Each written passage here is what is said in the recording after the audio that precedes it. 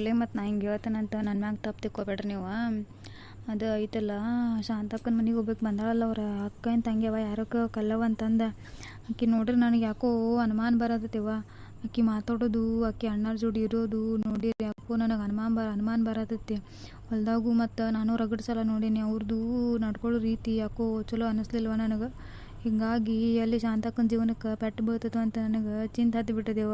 ನಮ್ಮ ಅಕ್ಕನಕ್ಕಿಂತ ಹೆಚ್ಚಾಗಿ ನೋಡ್ಕೊಂಡಿದ್ಲೇವ ಆಕಿ ನನ್ನ. ಹೌದವೆ ಹಂಗೇನು ಆಗೋದಿಲ್ಲ ಆಗ ಕುಂದಿರ್ನಿ. ಅಣ್ಣಾರ ಅಂತಾರಲ್ಲ ತಗೋನಿ ಅವ್ರು ಅಷ್ಟು ಪ್ರೀತಿ ಮಾಡ್ತಾರೆ ಶಾಂತಕ್ಕನ. ನೀ ಏನು ಹಿಂಗೇನಾತಿ ಈಗ? ಯವ್ವ ನಾನು ಹಂಗೆ ಅನ್ಕೊಂಡಿದ್ನಿವ, ಆದ್ರೆ ಹಿಂಗೆ ಅಕ್ಕತ್ತೆ ಅಂತ ಅನ್ಕೊಂಡಿದ್ದಿಲ್ಲ. ನಾ ಶಾಂತಕ್ಕನ ಜೀವನ ಕಣ್ಣಾರೆ ಕಂಡೇನಿವ. ಹೆಂಗೆ ಹೇಳೇವ ನಾನು ನಿನಗೆ?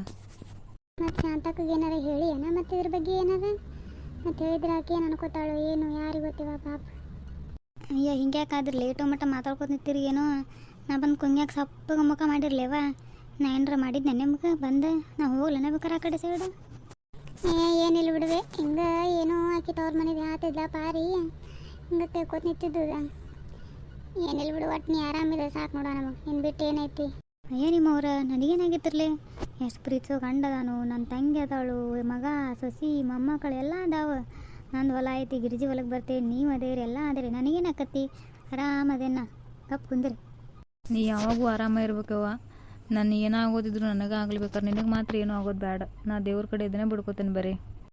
ಆಯ್ಕಿಗಾರ ಏನು ಹೇಳಿದ್ರು ಅರ್ಥ ಆಗೋದಿಲ್ಲ ಹುಡುಗಿ. ಬರೀ ಹಿಂಗೆ ಮಾಡೋದತ್ ನೋಡಿ ನಾನು ನೋಡಿ